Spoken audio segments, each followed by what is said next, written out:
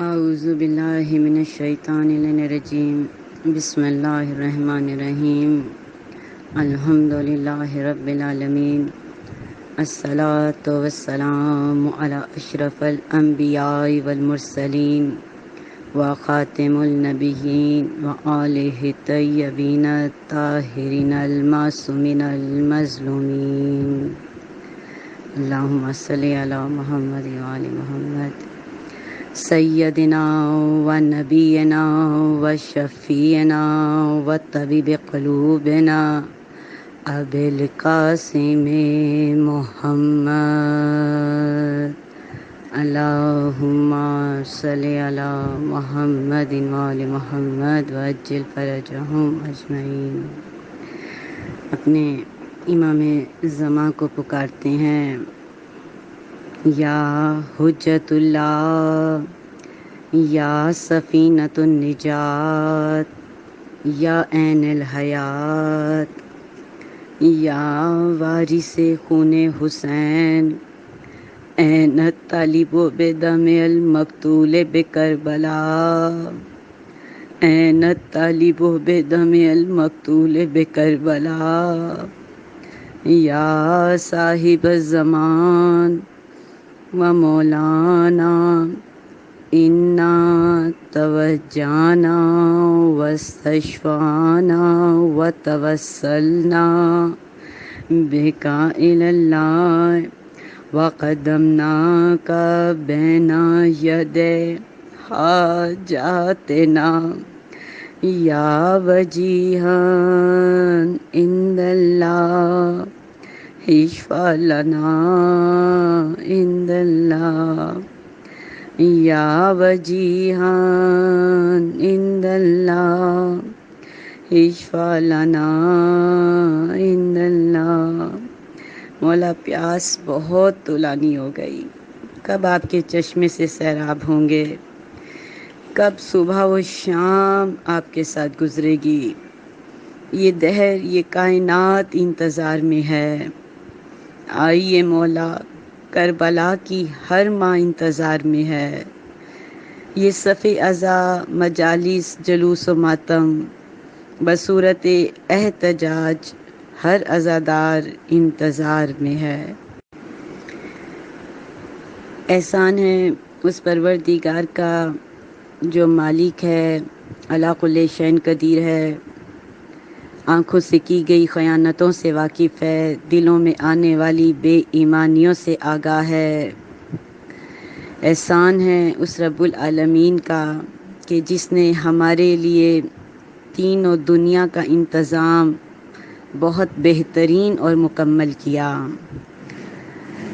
احسان ہے رب کائنات کا کہ جس نے ہمیں گناہان کبیرہ اور صغیرہ کی بخشش کے لیے، حاجات کی قبولیت کے لیے اور اندھیری قبروں میں چراغ بنانے کے لیے وَيُطَهِّرَكُمْ تَطْهِيرًا جیسے پاک و طاہر ہستیوں سے تمسک رکھنے کی توفیق دی۔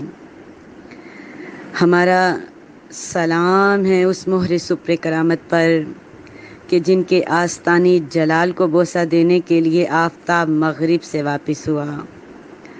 ہمارا سلام اس نیر برج شرافت پر کہ جن کے، ہمارا سلام ہے مولائے کائنات پر جو حصار توحید علم الہی کا امین علی علی، دریائے معرفت کا شناور سرچشمہ نور علی علی، کل شائن احسنہ فی امام مبین علی علی، تاجدار حل عطا شاہ لافتہ مشکل کشا علی علی، شجاعت کے مہر تاباں نور قرآن روح فرقاں علی علی، علم لدنی کے معلم چراغ حرم خیر الامم علی علی، یاسوب الدین و ایمان کلمت الرحمن باب امن والامان مصداق مرج البحرین یلتقیان بینہما برزخ لا یبغیان فبأي آلاء ربكما تكذبان يخرج منهم اللؤلؤ والمرجان فبأي آلاء ربكما تكذبان اسد اللہ غالب غالب علی کل غالب امام المشارق والمغارب مولائے کائنات علی ابن ابی طالب کہ جن کا اعلان مولائیت غدیر کے میدان سے من کن تو مولا فہذا علی مولا کی صدا تا قیامت عالم میں گونجتے ہوئے اس کے توازن حیات کو برقرار رکھے ہے۔ اللہم صلی علی محمد وعلی محمد وعجل فرجہم۔ خالق کائنات نے اپنے بندوں کو نظام بندگی سے آگاہ کرنے کے لیے، آداب بندگی سکھانے کے لیے ایک نظام وضع فرمایا۔ اس کو نظام نبوت و رسالت سے تعبیر کیا گیا اور اپنے بندوں میں سے معصوم بندوں کا انتخاب کیا۔ اللہ نے نظام تبلیغ میں کسی غیر معصوم کو کوئی منصب نبوت و رسالت عطا نہیں کیا، اور جس کو یہ منصب دیا اسے فرائض سے آگاہ فرمایا اور منصب پہ جاگزی کرنے سے پہلے ان مسائل کا علم عطا کر کے بھیجا جو ان کو درپیش آنے والے، اور سب سے آخر میں سب سے بڑے رسول افضل الانبیاء کو جب مبعوث فرمایا تو یہ قرآن یہ کہتا ہوا نظر آ رہا ہے کہ اللہ وہ ہے جس نے امیوں میں سے رسول کو مبعوث فرمایا، جو اللہ کی آیات کی تلاوت کرتا ہے، تزکیہ نفس کرتا ہے اور کتاب و حکمت کی تعلیم دیتا ہے۔ مومنات، مشہور و معروف یہ آیہ مبارکہ، اور آج جس ہستی کے حوالے سے گفتگو ہے، علم سے بڑا گہرا تعلق ہے، وراثت کی شان لیے ہوئے ہیں، جانشینی کی شان لیے ہوئے ہیں، اور اسی تفصیل میں ہم ایک اہم نقطے کی طرف جب ہم دیکھتے ہیں آیہ مبارکہ کی طرف، تو پروردگار نے کتاب حکمت و تعلیم سے پہلے تزکیہ نفس کا ذکر کیا کہ پہلے تزکیہ پھر علم۔ علم وہ مفید ہے جس سے پہلے تزکیہ نفس ہو۔ علم ہو اندر ٹھیک نہ ہو، خواہشات نفس غالب ہوں، علم گمراہی کی طرف لے جائے گا، بندگی کی طرف نہیں۔ اور اللہ نے ایک نظام تبلیغ بنایا، دین کو پہنچانے کا نظام رسالت، اور دین کے بچانے کے لیے جو نظام بنایا وہ نظام امامت کہتے ہیں۔ نبی بھی رسول بھی اللہ نے بنائے، امام بھی، نبوت کا سلسلہ آدم سے، رسالت کا سلسلہ نوح سے، ابراہیم کا سلسلہ جو ہے امامت سے ابراہیم کا سلسلہ چلا۔ تبلیغ دین بھی، حفاظت دین بھی ان کے ذمے، اور رسول کے آنے سے دین مکمل ہو گیا، تو اب دین کی حفاظت کی ضرورت، ہدایت کا سلسلہ قیامت تک جاری رہنے والا، اور یہی سلسلہ جب آگے بڑھتا ہے تو 57 ہجری میں امام محمد باقر علیہ السلام کی ولادت ہوتی ہے۔ آغوش سید سجاد میں یہ ہستی پروان چڑھی۔ رسول نے اپنے بعد سارے جانشینوں کا اعلان رسول اپنی زندگی میں کر کے گئے ہیں، اور جناب جابر کا یہ ایک بہت مشہور و معروف حدیث بھی ہے، اور اسی کے حوالے سے بھی یہ بات تفصیل سے بیان نہ ہو تو یہ موضوع امام کا تشنا رہ جاتا ہے کہ جناب جابر سے جب رسول خدا پورا سلسلہ عصمت کو بیان کر رہے تھے، اور جب جناب باقر تک پہنچے تو کہا کہ اے جابر، تو انہیں دیکھے گا، اور جب تو میرے اس فرزند کو دیکھے تو میرا سلام کہنا۔ 57 ہجری میں امام باقر اس دنیا میں آئے، آغوش سید سجاد میں پروان چڑھے۔ وہ بچہ کتنا عظیم بنے گا جو 4 یا 5 سال حسین کی گود میں اور باقی سید سجاد کی، اور 57 سے 61 تک ہجری تک حسین کے ساتھ، اور پھر 95 تک 35 سال سید سجاد کے ساتھ، تو اس امام کا علم، اخلاق، عظمتیں کیا ہوں گی۔ اتنا علم عطا کر دیا کہ اہل سنت اپنی کتابوں میں لکھتے ہیں کہ امام کی خدمت کے سامنے بڑے بڑے علماء جو ہیں وہ بے بس نظر آتے ہیں۔ اور اسی لیے جب رسول خدا جناب جابر کو یہ حدیث بیان فرما رہے تھے، اور ہم یہ دیکھتے ہیں کہ مولانا رسول خدا نے جب یہ کہا جابر تم میرے والد سے ملاقات بھی کرو گے، اور دیکھو جب اس سے ملاقات کرنا تو میرا سلام کہنا۔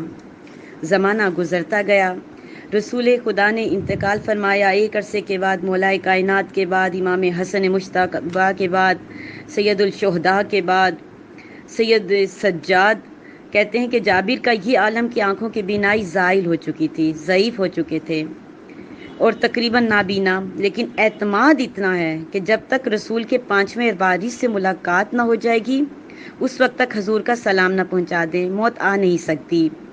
اسی انتظار میں کبھی مسجد پیغمبر میں آ کے بیٹھتے، کبھی مدینے کی گلیوں میں یا باکر کی آوازیں بلند کرتے۔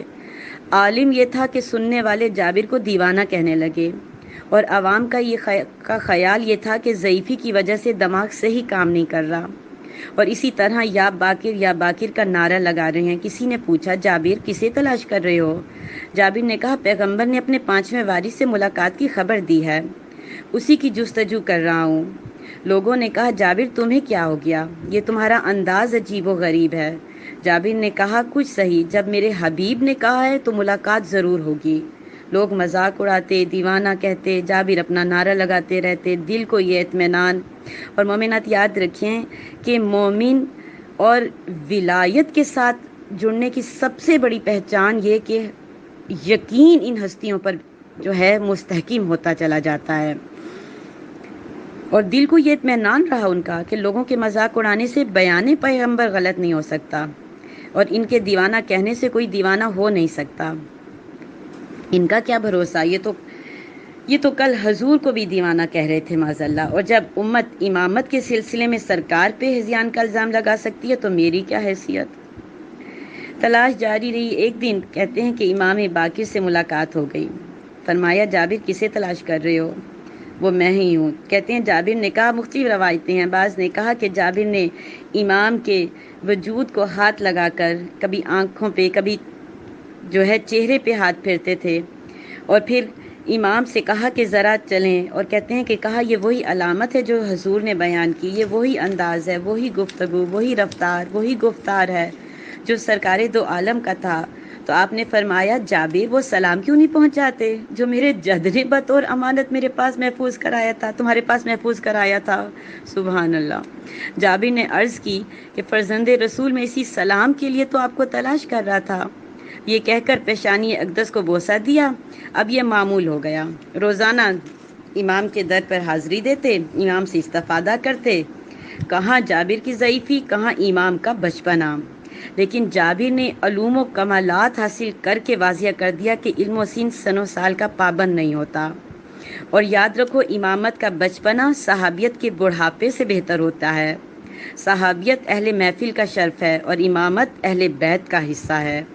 اہل بیت گھر کے حالات سے زیادہ واقف ہوتے ہیں، اور کہتے ہیں کہ اس منزل کمال پر یہ واقعہ ملتا ہے جس منزل پر لانا چاہ رہی تھی میں آپ کو۔ کہتے ہیں کہ امام باقر نے فرمایا جابر تم میرے جد کی خدمت کرتے رہے، مولائے کائنات کا دور دیکھا، امام حسن مجتبیٰ کا، امام حسین سے شرف استفادہ حاصل کیا، بتاؤ تمہاری منزل ایمان کیا ہے؟ اب مومنات، ہم یہ روایات کو بیان کرنے کا مقصد یہ ہوتا ہے کہ ہم تکرار اسی لیے ہے کہ ہم جب بھی فضائل معصوم، اور میں جو میری گفتگو کے عادیوں نے معلوم ہے کہ فضائل معصوم کو بار بار دہرانا، وہ ہمارے نہ فضائل کے محتاج ہیں نہ مسائل پڑھنے کے محتاج ہیں۔ ہم جو یہ ذکر بار بار کرتے ہیں صرف اسی لیے کہ فضائل کی روشنی میں ہم اپنے لیے جو ہے کامیابی کا راستہ تلاش کر سکیں۔ وہ بلند ہستیاں ہیں، وہ رفتیں ہی رفتیں ہیں، بلندیاں ہی بلندیاں ہیں، کمالات ہی کمالات ہے، مرکز عصمت ہے یہ گھرانہ، وَيُطَهِّرَكُمْ تَطْهِيرًا گھرانہ ہے۔ یہ گھرانہ مرکز تمام کمالات کا مجموعہ یہ گھرانہ ہے۔ تو صرف یہ کہ ہم یہ تکرار بار بار کرتے ہیں کہ ہمیں جو ہے، اور یہاں سے میں ایک بات بھی کہوں کہ کتنا ہم ترس رہے ہیں فرش اعضاء پہ جانے کے لیے، کتنی بڑی نعمت ہمارے پاس یہ، لیکن اب اس نعمت کے لیے اب قدر ہو رہی ہے، اس وقت قدر نہیں کی ہم نے کہ وہ ماحول ہمارے لیے کتنی اہمیت کا حامل تھا، وہ ہمارے دل کو، ہماری روح کو کتنا سکون بخشتا تھا۔ جتنا بھی ہم ذکر کر رہے ہیں لیکن وہ تشنگی اپنی جگہ، تشنگی باقی رہ جاتی ہے۔ پروردگار وہ دن جد لائے، آمین۔ تو بہرحال یہ تکرار اسی لیے ضروری ہے کہ ہم ان واقعات کی روشنی میں اپنا احتساب کریں۔ مومن وہی جو اپنے آپ کو احتساب کے دائرے میں رکھتا ہے، اپنے آپ کو محاسبے میں رکھتا ہے، اور ہمیشہ وہ اپنے آپ کو دیکھنے کی کوشش کرتا ہے کہ یہ فضائل ہیں تو میں کہاں ہوں۔ اور انشاءاللہ ایام عزا میں اگر جہاں جہاں حاضری رہی تو اس دفعہ موضوع بھی ایسا ہی لیا ہے کہ معصوم کا یہ فرمان کہ معصوم کہتے ہیں کہ تمہاری زبان سے پہلے تمہارا وجود ہمارے فضائل کو بیان کرے۔ بہرحال مومنات، بات وہی پھر عادت ہمیں مجمع میں بولنے کی ہے تو شاید وہ پھر بات جو ہے تفصیل سے ہو جاتی ہے۔ تو مختصر کر کے بہت مشہور واقعہ یہ ہے کہ امام باقر سے پوچھا کہ امام باقر نے جابر سے پوچھا، کہا کہ اتنا عرصہ معصومین کی خدمت میں رہے تو اب دنیا نگاہوں سے گر گئی ہے، کہ پوچھا کہ دنیا کو کیسے پاتے ہو، اپنے آپ کو ایمان کی کیفیت کیا ہے؟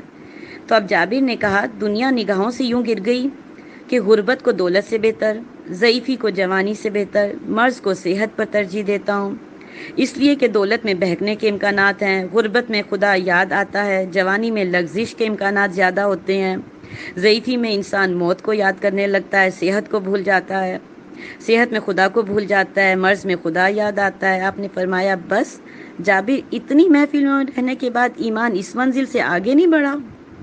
عرض کری فرزند رسول اب اس کے بعد بھی منزل ہے کوئی؟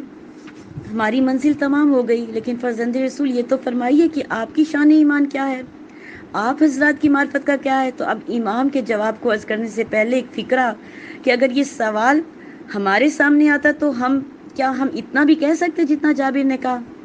خدا کی قسم ہم اظہار ایمان میں مبالغہ بھی کرتے ہیں تو شاید اتنا بلند جواب نہ دے سکتے جتنا عظیم جواب جابر نے دیا تھا۔ ہم تو تصور بھی نہیں کر سکتے تھے کہ کوئی انسان غربت کو دولت پر ترجیح دے، مرض کو صحت پر ترجیح دے، ضعیفی کو جوانی پہ۔ تو بہرحال تو کہتے ہیں کہ لیکن امام نے اسے ناکافی کہہ دیا۔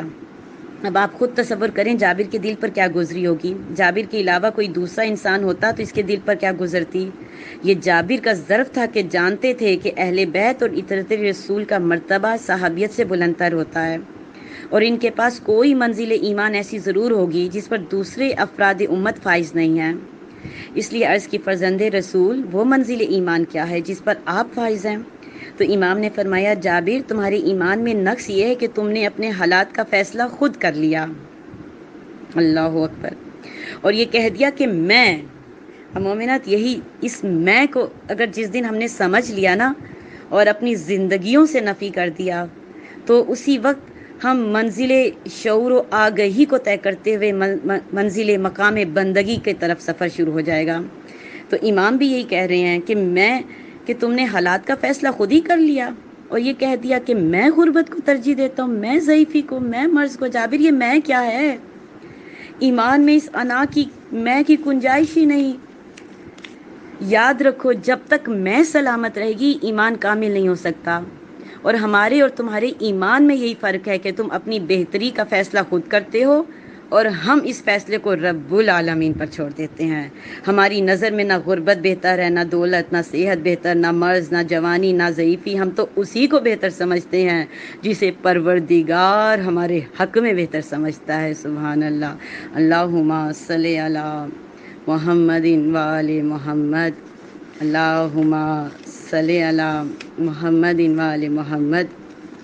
تو بس مومنات مختصر کرتے ہوئے کہ یہ امام کہ جن کا لقب ہی باقر العلوم ہے، اور ہم یہ دیکھتے ہیں بہت سے واقعات ہیں، بہت سے مناظر، اب چونکہ یہ اس طرح سے گفتگو کرنے میں ہم اتنا ٹائم لے بھی نہیں پاتے تو کوشش کر رہی ہوں کہ سمیٹ کر امام کے ان فضائل کو سامنے لاتے ہوئے جن سے ہم اپنے لیے مقصد حیات کو بھی، اول تو ہر قدم امام کا ہمارے لیے مقصد حیات ہے، لیکن ان میں سے مختصر کر کے جو ہے وہ بیان کرنا چاہ رہی ہوں کہ امام کا جو باقر العلوم ہے، یعنی باقر کے معنی شگافتہ کرنے والے، اور مولا نے کہا تھا کہ یہ کس طرح سے جیسے زمین میں بیج کو بوتے ہیں اور وہ سخت زمین کو پھاڑ کر جو ہے وہ بیج باہر جب آتا ہے کس طرح سے، بالکل اسی طرح سے میرا یہ فرزند، رسول خدا کی حدیث تھی، جب حدیث ہے کہ جب جناب جابر سے کہہ رہے تھے میرا یہ فرزند اسی طرح سے جہالت کے اندھیروں میں جو ہے کو دور کر کے اور روشنی کی حیات جو ہے وہ کائنات کو بخشتا ہوا نظر آئے گا۔ اور کہتے ہیں کہ علم مرکز رسالت تو ایک بہت بڑی یونیورسٹی کی، اور امام کو موقع بھی ملا کیونکہ اموی دور جو ہے وہ آخری سانسیں لے رہا تھا، یہ جنگ کی سی کیفیت تھی، خانہ جنگی کی، اور یہ تمام معاملات تھے، تاریخ ہے، تو اس میں امام کو یہ موقع مل گیا تھا یہ علم کو پھیلانے کا، اور کہتے ہیں بہت بڑی یونیورسٹی کی بنیاد رکھی کہ طالب علم اس سے فیض سے علم اٹھاتے رہے، اور یہ مکتب جعفریہ ہو گیا۔ 4000 سے زائد شاگرد تھے، اور بڑے بڑے صحابی، ابان بن تغلب، زرارہ کا نام، اور کہتے ہیں کہ ابان بن تغلب کا، اب جیسے آج کل اگر ہم ان چیزوں کو سمجھیں تو شاید یہ آج کل درپیش مسائل کا حل بھی نظر آ جائے۔ امام موجود ہیں، معصوم موجود ہیں، امام زمانہ اپنے وقت کے موجود ہیں، لیکن امام ابان ابن تغلب کو کہتے ہیں کہ مسجد نبوی میں جاؤ اور لوگوں کو فتوے دیا کرو، اور امام کہتے ہیں کہ امام معصوم موجود ہوتے ہوئے یہ بات کہہ رہے ہیں، اگر تو امام کو ان کی دیانت پہ، ان پہ یقین ہے۔ ابان ہم چاہتے ہیں کہ اگر تم جیسے کئی پیدا ہو جائیں، کہ ہمارا مقصد یہی ہے کہ تم جیسے کئی پیدا ہو جائیں جو اس طرح سے علم کی روشنی جو ہے وہ دنیا میں پھیلاتے ہوئے نظر آئیں۔ اور مولا نے ایک اور مقام پہ بھی یہ کہا، مولا نے کہا کہ اگر ابان اور زرارہ جیسے نہ ہوتے تو ہماری حدیثیں زندہ نہ رہتی۔ اس یونیورسٹی کے کیا کہنے کہ جہاں شاگرد ایسے پروان چڑھے ہوں کہ امام کی خدمات میں ایک خدمت علم کو فیض عام کرنا۔ اسی لیے مومنات کہ امام نے اپنی زندگی گزارنے کے جو ڈھنگ بتائے ہیں نا، اخلاقی تربیت کی ہے کہ عالم بغیر تزکیہ نفس کے وہ عالم نہیں ہے، جیسے ابتدا میں بھی کہا تھا، وہ عالم جو اپنے علم سے استفادہ کرتا ہے 1000 عابدوں سے افضل ہے۔ علم کی شمع جو جلائے وہ 1000 سجدے کرنے جو ہیں وہ اس پہ زیادہ فضیلت ہے۔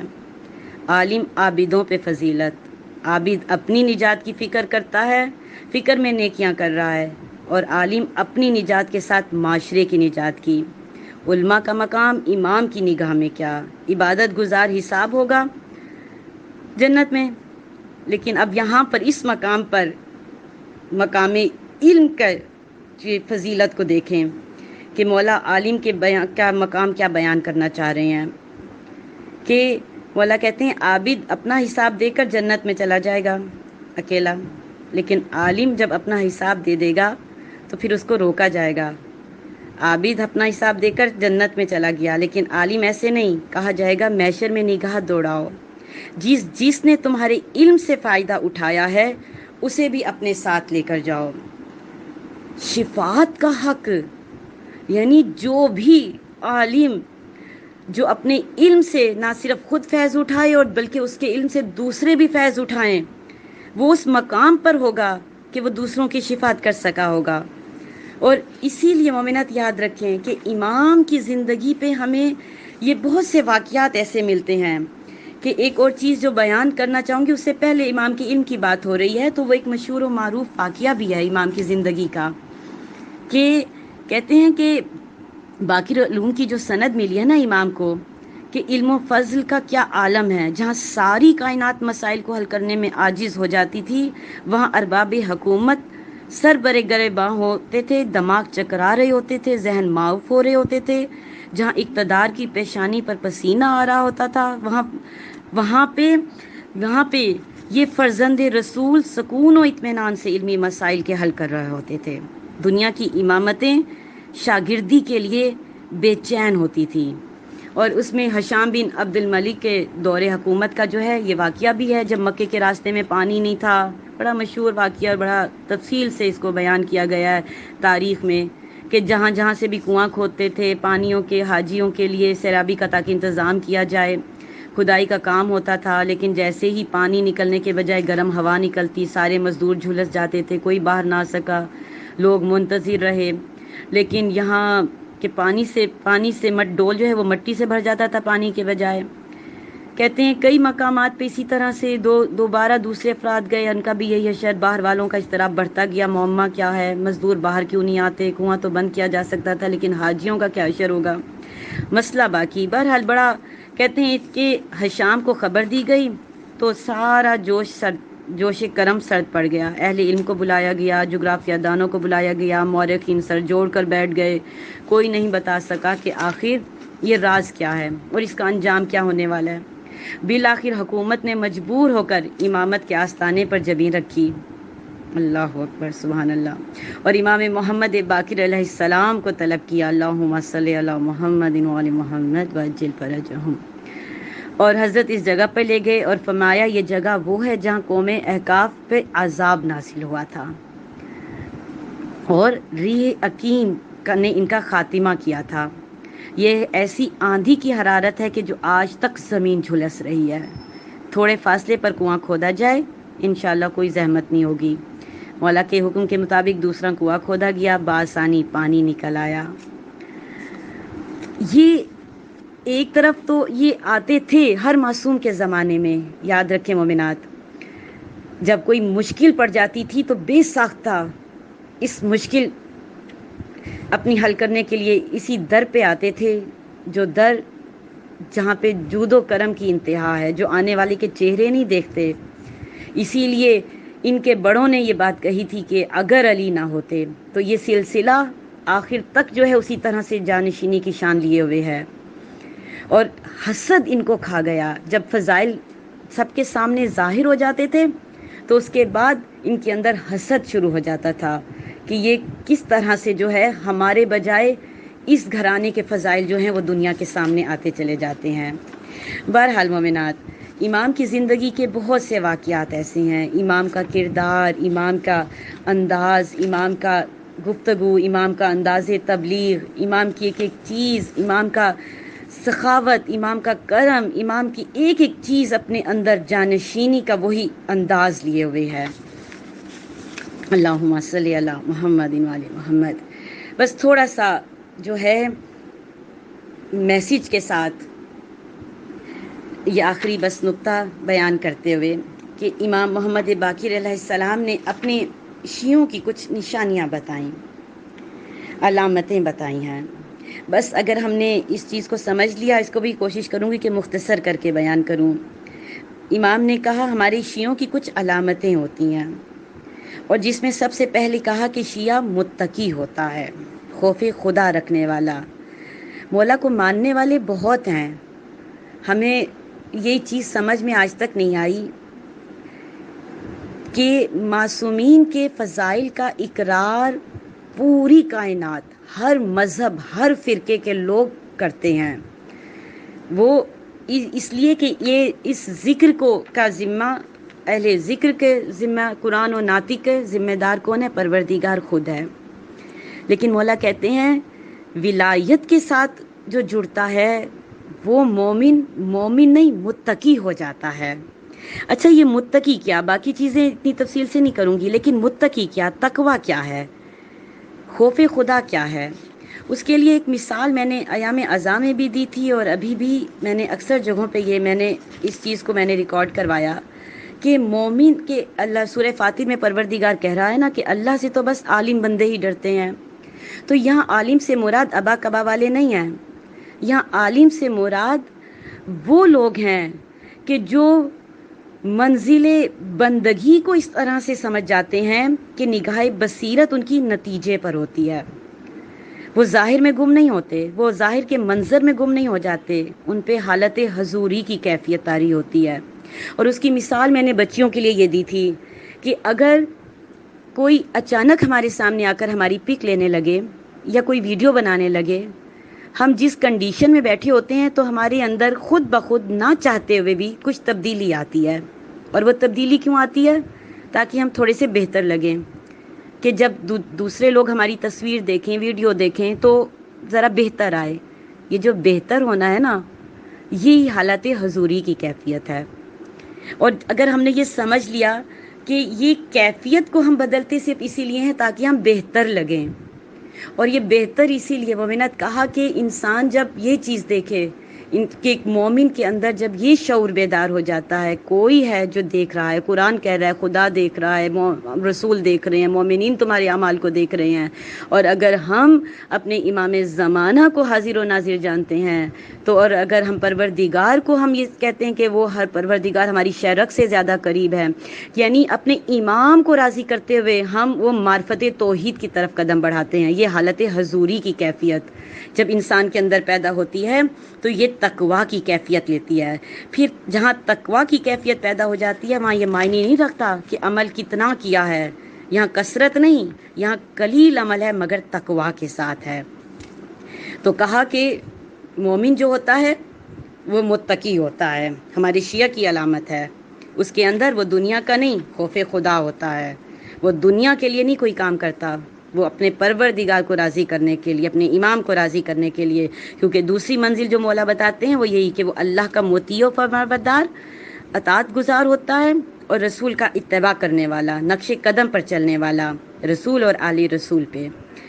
اور پھر مولا نے کہا وہ امین ہوتا ہے، وہ تواضع اس کے اندر ہوتا ہے، خضوع و خشوع ہوتا ہے، دنیا کا مزاج ہے کہ جو جتنا بلند ہو، عزت والا ہو، ایم این اے، وزیر ہے، یہ دنیا کے عہدے ہیں، وہ ان کے سامنے جو ہے، کہا نہیں، کہا کہ اتنا ہی جیسے عہدے ملتے چلے جاتے ہیں ان کی گردن اکڑتی چلی جاتی ہے۔ کہا نہیں، جو ہمارا مومن ہوتا ہے، ہمارا شیعہ ہوتا ہے، ہمارا چاہنے والا ہوتا ہے، تو یہ اب ایک تفصیل سے پورا جانے کی بات ہے کہ کیا میثم ہے، کیا ابو ذر ہے، کیا قمبر کا راستہ ہے، کیا یہ جناب کمیل ہیں، کیا مالک اشتر ہیں، کیا کیا عہدے ملے ہیں ان ہستیوں کو۔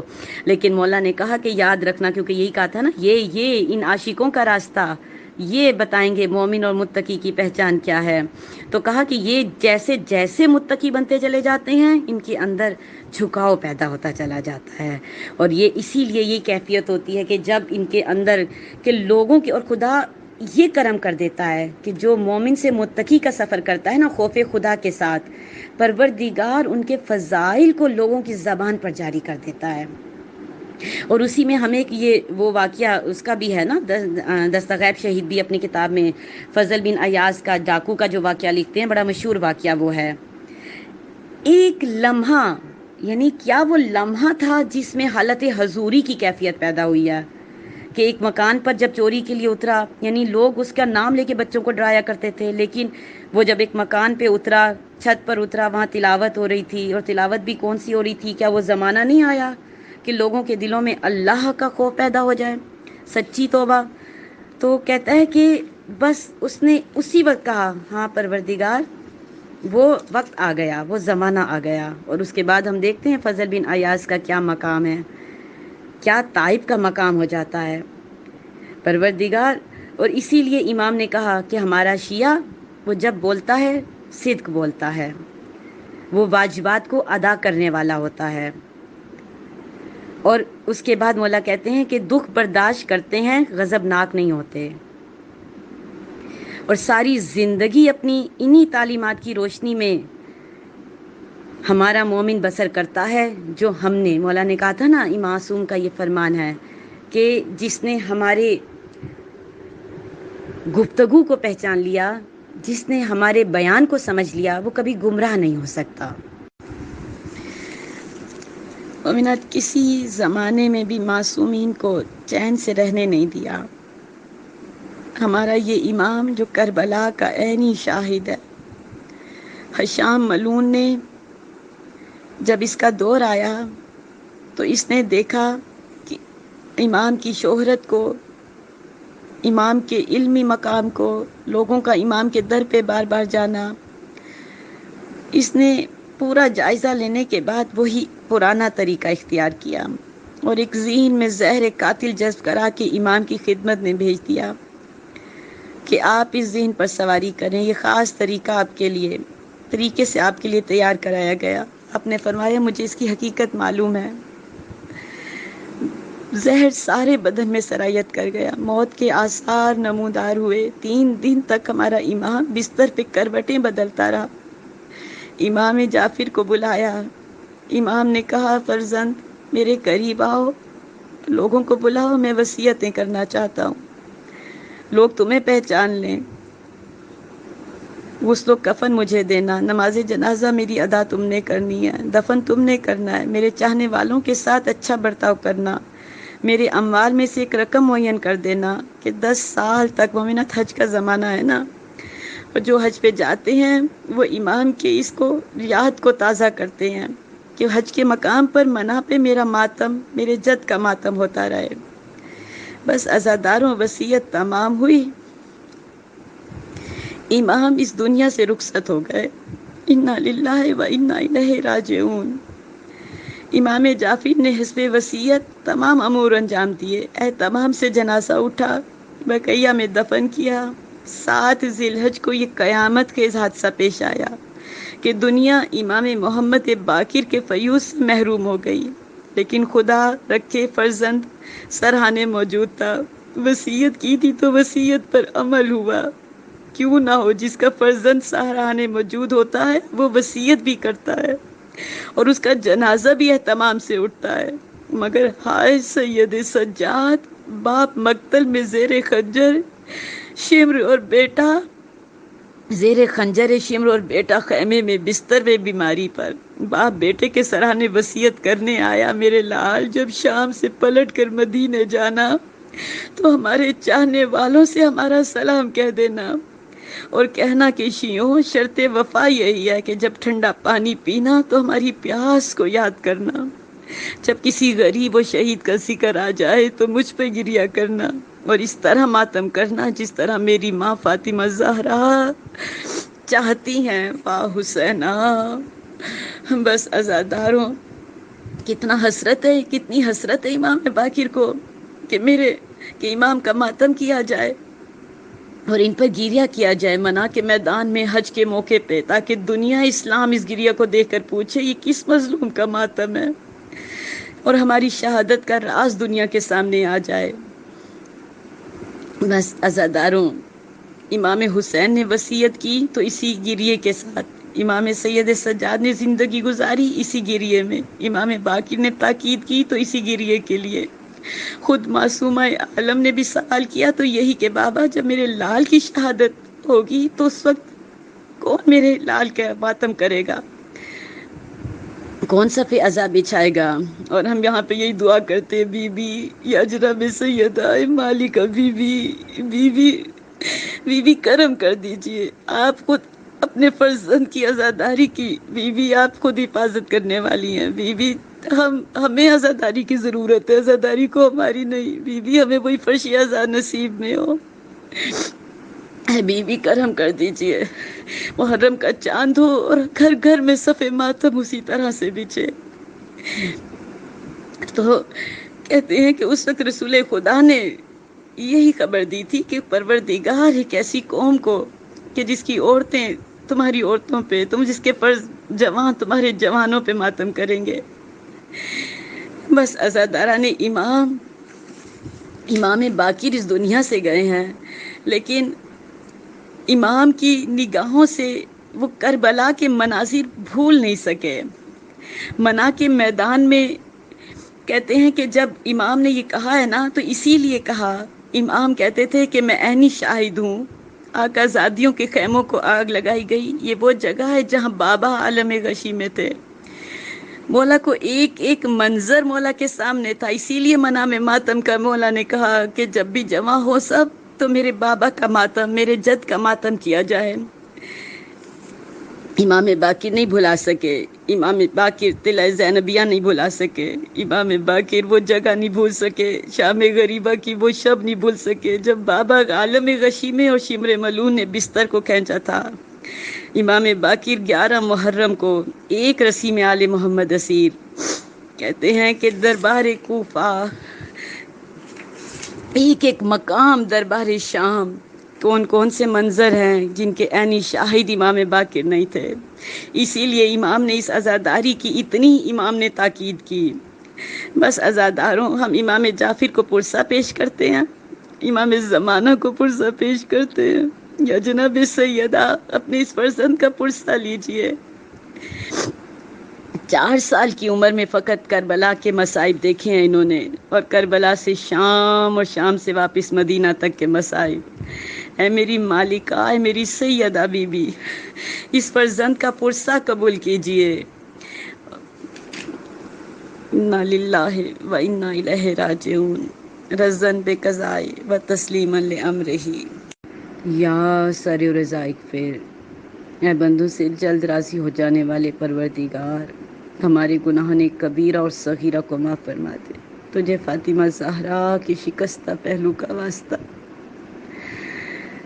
یا مالکہ، یہ سیدہ بی بی آپ کے وسیلے سے بارگاہ الہی میں دعاؤں کی قبولیت چاہتی ہوں۔ کربلا کی اجڑی بیواؤں کا واسطہ، سب کے وارث سہاگ سلامت رہیں، اور جن کے سہاگ سلامت نہیں ہیں نظر کرم ہو۔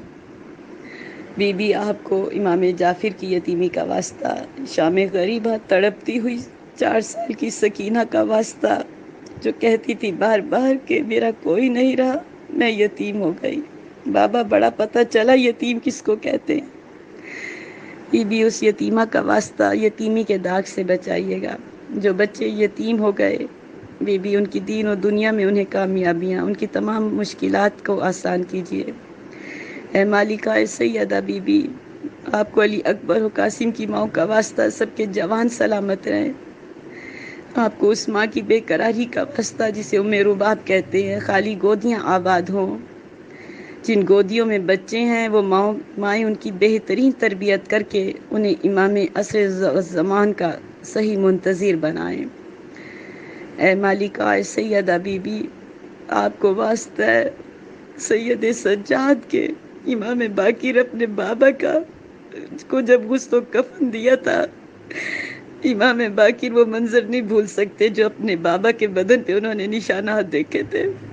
کربلا سے شام تک اپنے بابا کو تازیانے کھاتے اور کوڑے کھاتے ہوئے دیکھتا ہوا یہ میرا امام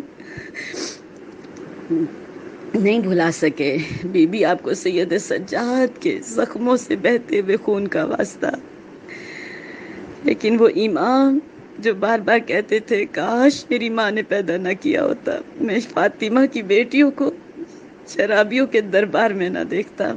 اس امام کی بیماری کا واسطہ، امام کے زخموں کا واسطہ، بی بی ہماری تمام روحانی اور جسمانی بیماریاں دور ہوں۔ جہاں جہاں جو بیمار ہیں بی بی، اس وقت اس وبا کے عالم میں بی بی ہر کوئی پریشان ہے۔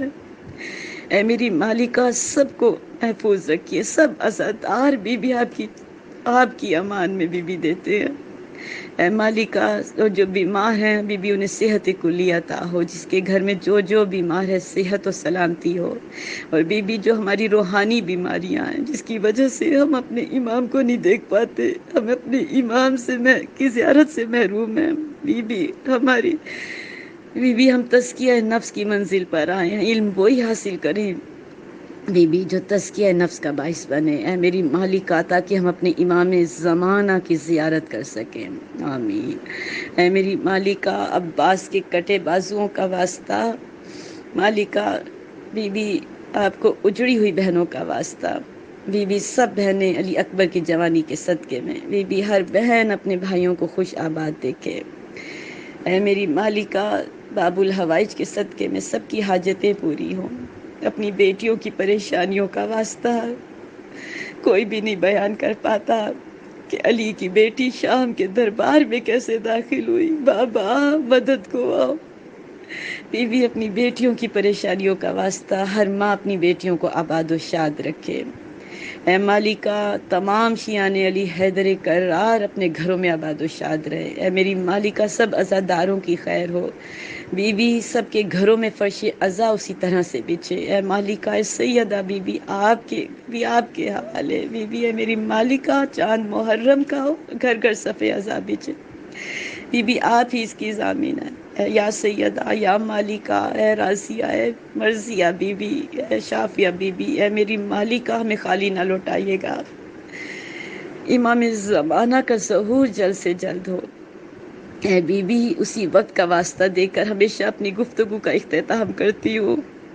آپ کو اس منظر کا واسطہ، اس لمحوں کا واسطہ جب حسین ذوالجناح سے نیچے آئے اور کربلا میں آپ کی فریاد تھی، اے شمر نامار میں نے چکیاں پیس کے پالا ہے، کربلا کی اجڑی بی بی آپ کو کربلا کے بن میں بی بی اپنے غریب کی بکھری ہوئی لاش کا واسطہ جو سخی بھی ہے کریم، اور کریم کے دروازے پر مانگنا نہیں پڑتا۔ کریم حسین کا صدقہ مجھ سمیت بی بی جو سننے والے جو نہیں بی بی سب کو بامراد کیجیے گا۔ ربنا تقبل منا انک انت السمیع العلیم۔ اعوذ باللہ من الشیطان الرجیم، بسم اللہ۔